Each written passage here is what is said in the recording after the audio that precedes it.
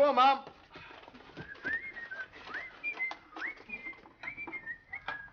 Douglas, you're going to nail that piece to the wall, or can I finish pasting it? Sorry, Howard Jack. You're as thick as a workhouse sandwich. What are you? I'm as thick as a worker. Shut up! Right. Well, of all the snooping, prod-nosed midden-tins, I'll swing for this woman one of these days. I will. I'll throttle her. Who, Mum? Mrs. Nosy Parker Petty, that's who. Just listen to this. Dear Madam, I beg to remind you that under council regulations, the communal laundry is to be used only for its normal purposes and not, repeat, not, for the purpose of washing dirty linen in public. Signed, the housing manager. That's the 5th time this year she's reported me to the town hall. Of course, it's none of my business, Queenie, but you do ask for it, you know. You're quite right. It is none of your business. Ask for what? Well, you know, I think it's time your best friends told you. But you, Queenie Shepherd, have got what we call a very sharp tongue. I have not got a sharp tongue, and what the hell's it got to do with you anyway? You see, you can't take criticism. That's your trouble. What do you mean I can't take criticism? Don't you tell me I can't take criticism, or I'll knock you right through that flaming wall. And speaking of that wall, who's put mucky fingerprints on my new wallpaper? It's you, isn't it, our Raymond? Do you know, one of these days, I am going to chop your hands off at the wrists. Well, thanks. That's gratitude for you. After all the hard work we've done. Our Jack's right, you know. You're getting more bad-tempered every day.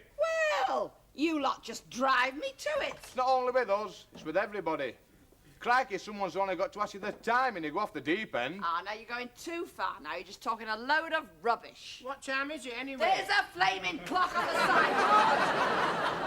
Now, you see, I mean, what have we just said? Well, that's not bad-tempered. It's just my usual way of speaking. It's my manner. You don't really think I'm bad-tempered, do you, Raymond? Of course I do. I've told you once. Bunny, do you think I'm bad-tempered? Bunny, will you answer me when I'm speaking to you? Do you think I'm bad-tempered? Well, sometimes, Mum. Right. Well, don't you dare try catching any drinks off me tonight at the pub. Douglas? Douglas, love, do you think your mother's bad-tempered? Shut up. Blimey, it's no use asking him. I mean, he's worse than you are. You know why, don't you? It's because you've passed it down. It's hereditary, is that? I can control my temper any time I think fit. You can't, you know. I can, you know. I say you can't. And I'll prove it. Come on, lads. What's it worth? 5 and a piece? A tenner, we can't lose. Hey, Douglas, what about you? You on? On what? Why don't you listen to what he says, you gormless clog? He's trying to bet that I can't go one whole day without losing my temper. Not one day, Queenie. 1 week. There's 4 to 1 in 5. It says you can't keep your temper for 1 whole week. Now, that means no shouting, no swearing, and no swiping people with your handbag. Now, you on or not on? I'm on. Right. You're under starter's orders, Queenie, and you're off.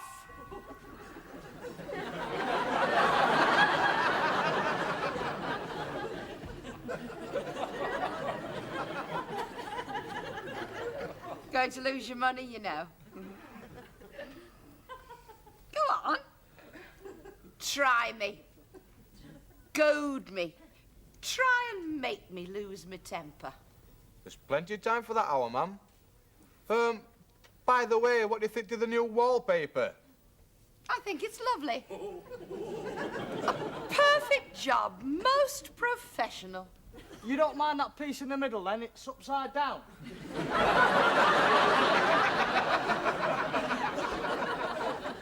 What did you say?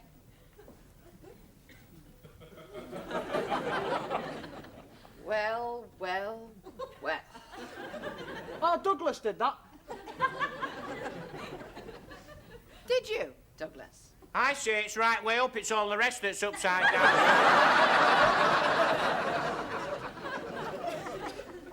Well, you may just have a point there, Douglas.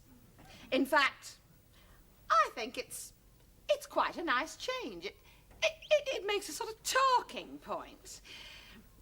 You can have a chocolate, Douglas, love. Here you are. Take 2. You know you shouldn't be eating chocolates, our man. Why not, Raymond? Do you think they're bad for my complexion? Oh, it's not so much that. The fact is, I think you're getting too fat.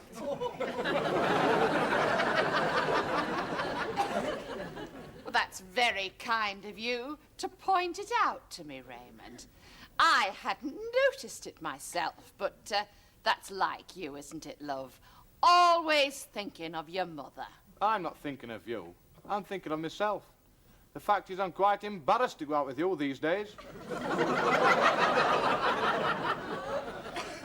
Well, then, in that case, I shall have to do something about it.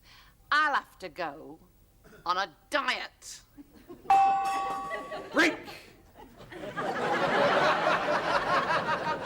And at the end of round 1, Queenie Shepherd in the blue corner is leading on points. Does that mean I can say what I like to him now? You cannot say what you like, Queenie. You've got another 7 days and 7 nights of this. Come on, lads, let's go down to the pub. Oh, and you can buy the drinks for the change, Queenie, because we are sick and tired of your sponging. My pleasure, Jack.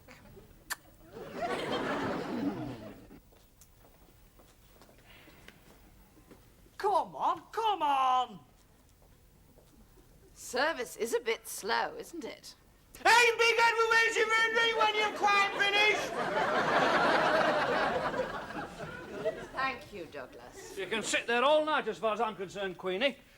I can't serve you. What do you mean you can't serve us? Have you lost the use of your arms? You stupid Burke! She was supposed to say that! You've just lost us £5, you have. Am I given to understand that you are refusing to serve us with liquid refreshment? Look, I don't want no sarcasm. You're barred. Why, you been quiet? I'm very sorry to hear that. Well, why aren't you kicking up a fuss then? Last time you turned that siphon on me. Did I? Hey, mind me suit. Well, that's an incident that I shall live to regret for the rest of my life. The only reason I asked is because I hoped there was some way in which I could make amends. Is your mother, She hasn't had a drop all day. Well, you've changed your tune since last night, I must admit that. You know what you call me, don't you? Did the expression four-eyed, tight-fisted, pot-bellied bar steward escape my lips by any unhappy chance? That and a lot more besides. Ah, well, you know what they say, don't you? You always hurt the one you love. You are the most considerate landlord what has ever served us. And I should be so sorry to see you losing 20 quid a week by barring us for life. Well, there is that side to it, granted. I'd have to sell the car if you lot stopped coming in here. All right, then, but you've got to behave yourself. Go on. I'll get you all a drink. What, on the house? Hey? Well, I suppose it's about time I treated you. You can say that again. Raymond, when will you learn that courtesy always gets its just reward? You can make mine a double. Myself to sing, yes, true love, how many splendid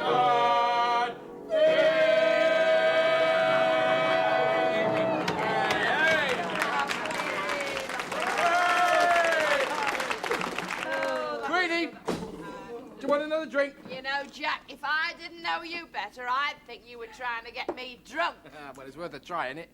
Because if we're still here at closing time and that bow-legged policeman comes in here, we're going to win the bet hands down.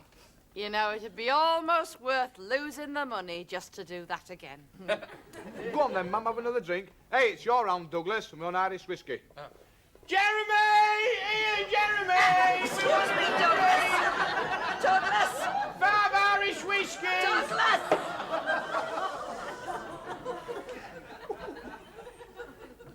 You have just poured half of a pint of bitter over your mother's new dress. Oh.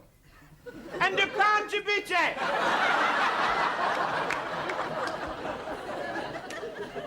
It's all right, love. Accidents will happen. Has anybody got a handkerchief? Here, Mum. Oh, thank you, love.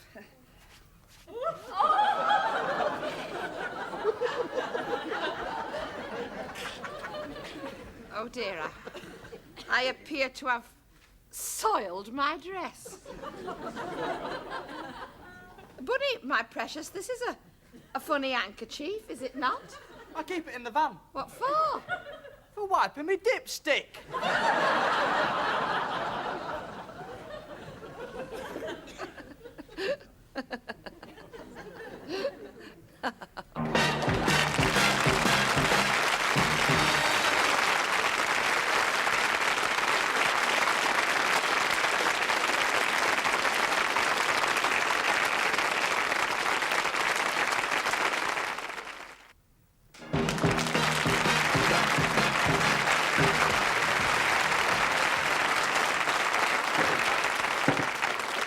Morning, boys. Morning, Mum. I thought I asked one of you to help me upstairs with this washing. We're busy. Of course you are. It was very silly and selfish of me to ask.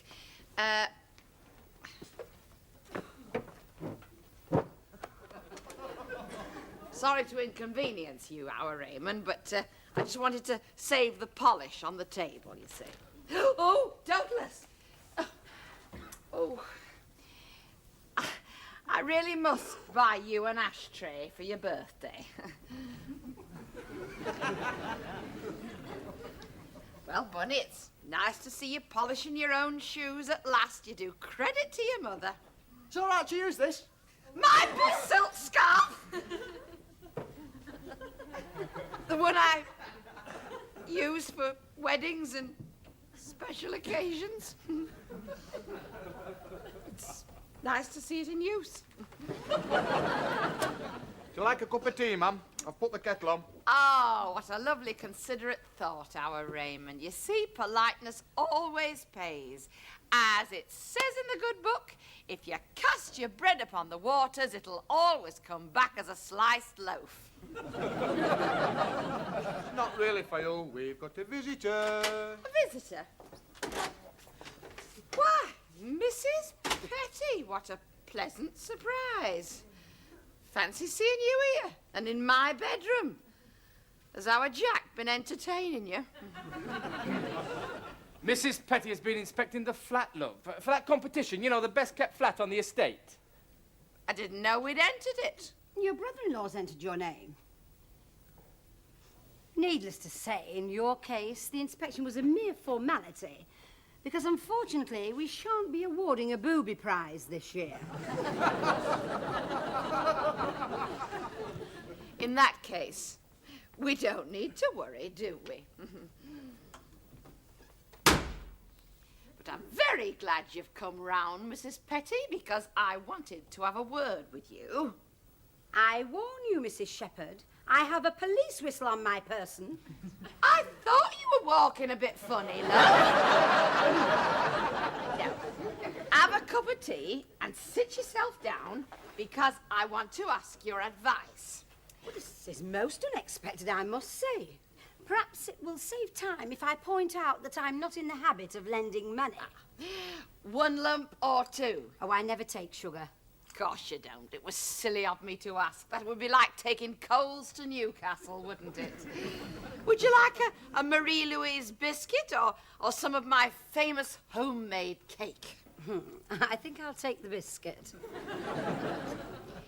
Now, the thing I wanted to ask you, Mrs. Petty, was, have you noticed anything about my living room? Do you really want me to tell you, Mrs. Shepherd? I really meant, have you noticed anything new? Something that you put on with paste. Something you buy at the back of the market. It's bright and shiny, and it begins with a W. Your wig.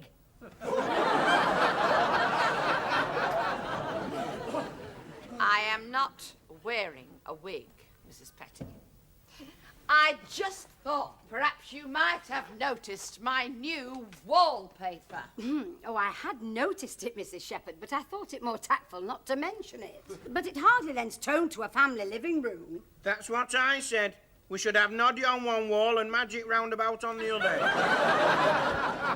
In your position, Mrs. Shepherd, if you'd have asked me for my advice, I would have been more inclined to have chosen a gold flock. Ah, now our Jack wanted a gold flock, but I said that would be very expensive.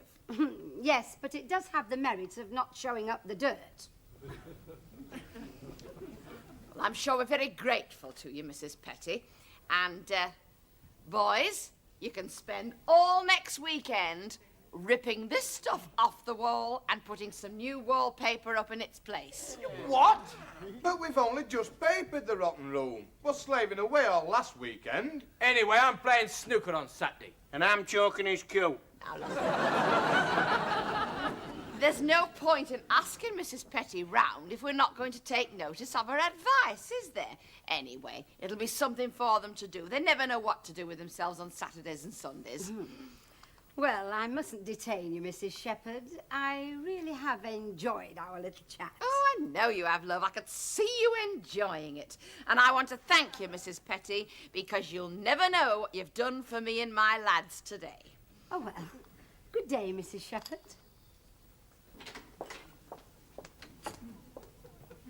Go on, Mum. Go on.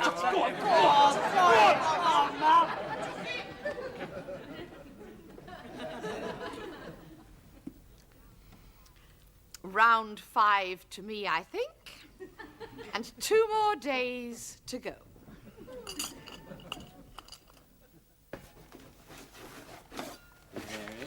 Oh, dear. She's going to go raving mad, you know. So what? We'll win the bet. Winning the bet's one thing, mate. Mass murder is another. Hey! Do you really think she'll lose her temper? Douglas, in this particular instance, the angel Gabriel would lose his temper. Would he? Hey, it's a pity, really. Half an hour and she'd have won. Who's going to tell her then? Well, Douglas is well in there at the moment. He can tell her. I'm not telling her. It was your stupid idea. You tell her.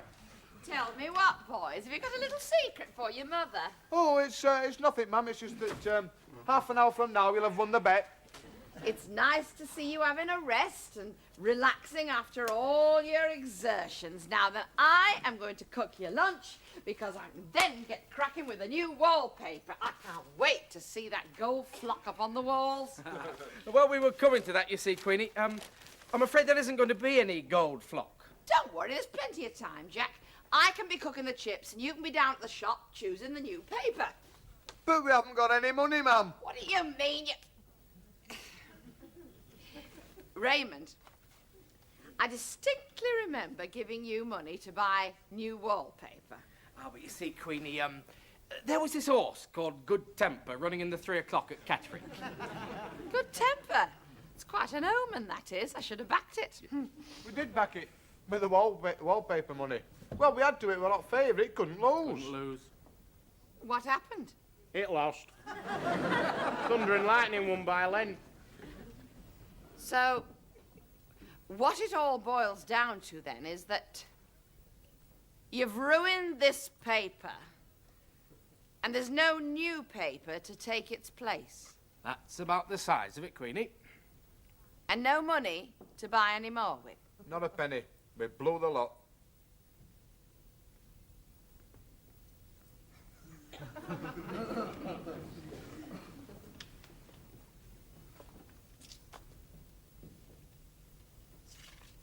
$97, $98, $99, $100.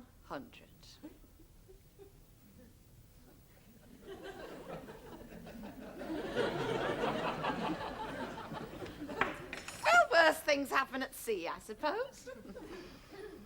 We shall just have to learn to live with it. Well, you surprise me, Queenie. You really do. You know, I call that spoken like a trooper. Ah, you're never going to hear trooper's language spoken in this house again, Jack. Now then, I'm going to cook you some chips, and, oh, by the way, you've got 5 minutes to go before I win my bet, so you might as well be getting your wallets out. Ma'am.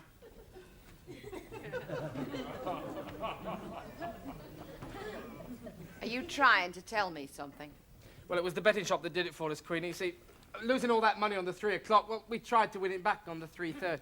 Shepherd's Delight, second favourite, it couldn't lose. Couldn't lose. Don't tell me. It achieved the impossible. It did.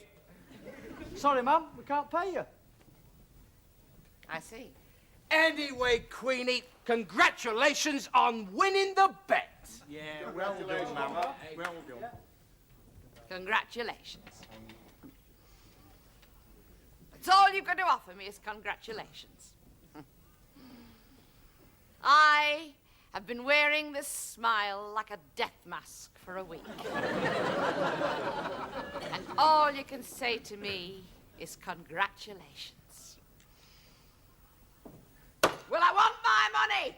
And I'm going to have that money if you have to go out into the streets and beg for it. Here have I been smarming and toadying up to people all week. Tea and biscuits for Mrs. Petty. Sucking up to that squint-eyed landlord. Bowing and scraping to that bow-legged policeman. And all for what? For nothing. Well, I want my money because I want it fair and square. You haven't, you know. Did you speak or did I hear the Death Watch beetle creeping out the woodwork? You haven't won our ma'am, you haven't. There's 2 minutes to go. Come on, cough up! Cough up. I'll cough up.